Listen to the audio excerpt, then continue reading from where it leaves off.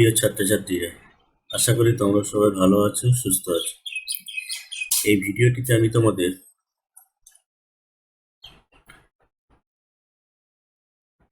Class 10-এর 42 উপপাদ্যটি আলোচনা করে বোঝাবো। তো দেখো, 42 উপপাদ্যটা কি বলছে? যদি দুটি বৃত্ত পরস্পরকে স্পর্শ করে, তাহলে স্পর্শ বিন্দুটি কেন্দ্র দুটির সংযোজক সরলরেখার ওপর অবস্থিত হবে।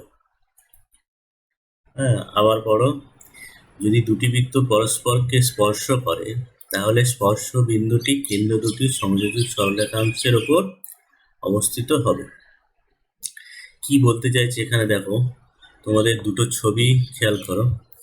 দুটি বৃত্ত পরস্পরকে স্পর্শ করবে, কিরকম ভাবে স্পর্শ করতে পারে দেখো। 1 নম্বর ছবিটা, এটা 1 নম্বর ছবি। একটা দেখো, এ একটা বৃত্ত বি কেন্দ্রীয় বৃত্ত আর একটা এ কেন্দ্রীয় বৃত্ত। দুটো বৃত্ত পরস্পরকে দেখো বাইরে থেকে স্পর্শ করছে, অর্থাৎ দুটো বৃত্তের পরিধি বাইরের দিক থেকে স্পর্শ করছে। আর 2 নম্বর ছবিটাতে দেখো, একটি বৃত্তের ভেতরে আরেকটি বৃত্ত, দুটো বৃত্তের কেন্দ্র আলাদা, একটা এ, বড় বৃত্তের কেন্দ্র এ আর ছোট বৃত্তের কেন্দ্র বি।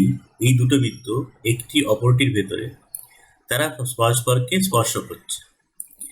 যেভাবেই স্পর্শ করুক না কেন, আমাদের প্রমাণ করে দেখাতে হবে যে কি দেখাতে হবে, যে স্পর্শ বিন্দুটি কেন্দ্র দুটির সংযোজক সরলরেখাংশের উপর অবস্থিত। অর্থাৎ 1 নম্বর ছবিতে যদি দেখো, এখানে দুটো বৃত্ত স্পর্শ করছে পি বিন্দুতে, আর বৃত্তের কেন্দ্র বি আর একটা এ।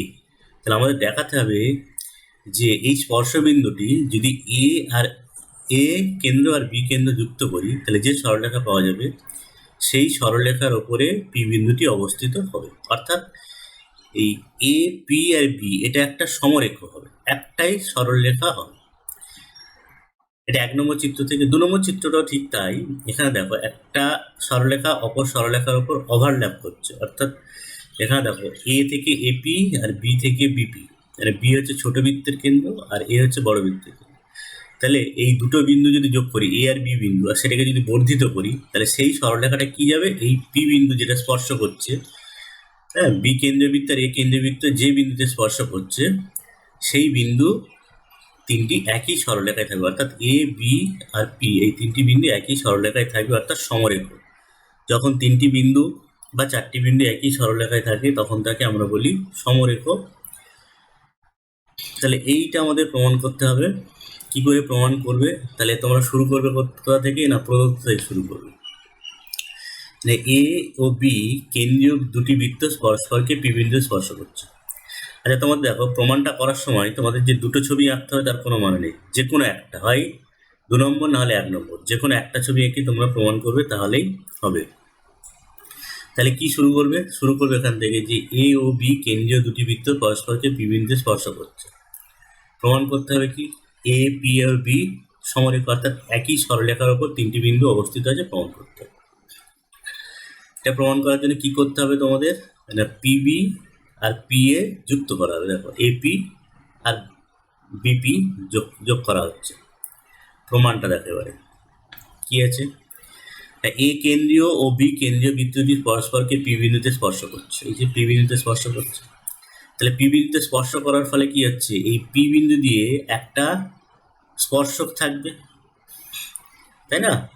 স্পর্শক আমরা আঁকতে পারি, থাকবে না, স্পর্শক আমরা আঁকতে পারি, যেটা বি কেন্দ্রীয় বৃত্তের স্পর্শক হবে পি বিন্দু দিয়ে, আবার এ কেন্দ্রীয় বৃত্তের স্পর্শক হবে পি বিন্দু দিয়ে। কেন? পিটা হচ্ছে এ কেন্দ্রীয় বৃত্ত আর বি কেন্দ্রীয় বৃত্তের সাধারণ বিন্দু।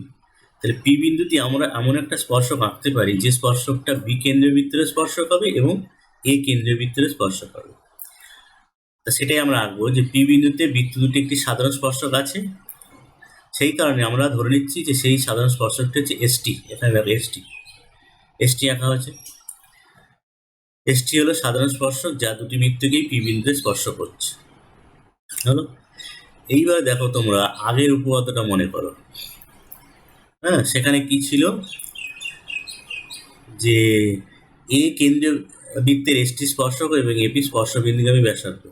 আগের উপপাদ্য বলতে দেখো, যে কোনো একটি বৃত্তের যদি একটি স্পর্শক আঁকা যায় তাহলে সেই স্পর্শক এবং স্পর্শ বিন্দুগামী ব্যাসার্ধ পরস্পর কি হয়, লম্ব হয়। এখানেও সেই উপপাদ্যের ধারণাটা কাজে লাগানো হচ্ছে। আবার বলছি, আগের একটা উপপাদ্য ছিল, মনে করে দেখো, যে কোনো একটি বৃত্তের কোনো একটি বিন্দুতে যদি স্পর্শক আঁকা যায় তাহলে সেই স্পর্শক এবং স্পর্শ বিন্দুগামী ব্যাসার্ধ পরস্পর লম্ব হয়।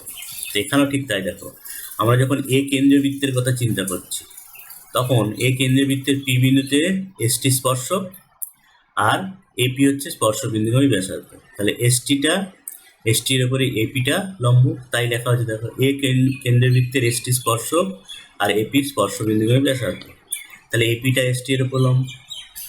আবার ঠিক একই রকমভাবে বি কেন্দ্রীয় বৃত্তের পি বিন্দুতে এসটি স্পর্শক আর বিপি হচ্ছে কেন্দ্রগামী ব্যাসার্ধ, বৃত্তের কেন্দ্রগামী ব্যাসার্ধ। তাহলে একই রকম হয় যে বি কেন্দ্রীয় বৃত্তের এসটি স্পর্শক ও বিপি কেন্দ্রগামী ব্যাসার্ধ, স্পর্শ বিন্দুগামী ব্যাসার্ধ, তাহলে বিপিটা এসটি এর উপর লম্ব। হ্যাঁ, এই বিপিটা এসটি এর উপরে পি বিন্দুতে লম্ব। এবার খেয়াল করো, এই যে দুটো লম্ব, এসটির উপরে এপি আর বিপি, এসটির উপরে বিপি আর এপি দুটো লম্ব। হ্যাঁ, একই বিন্দুতে পি বিন্দুতে এসটির উপরে এপি আর বিপি লম্ব যদি এরকম হয়, তাহলে একই বিন্দুতে দুই দিকে, দেখো দুই বিপরীত দিকে, এটা বিপি আর এপি একই বিন্দুতে এসটির উপরে লম্ব যদি তাই হয়, তাহলে আমরা এই যে পি বিন্দু সেটা এ আর বি এর সমযোজক সরলরেখার উপরেই অবস্থিত আছে, এটা প্রমাণিত হয়।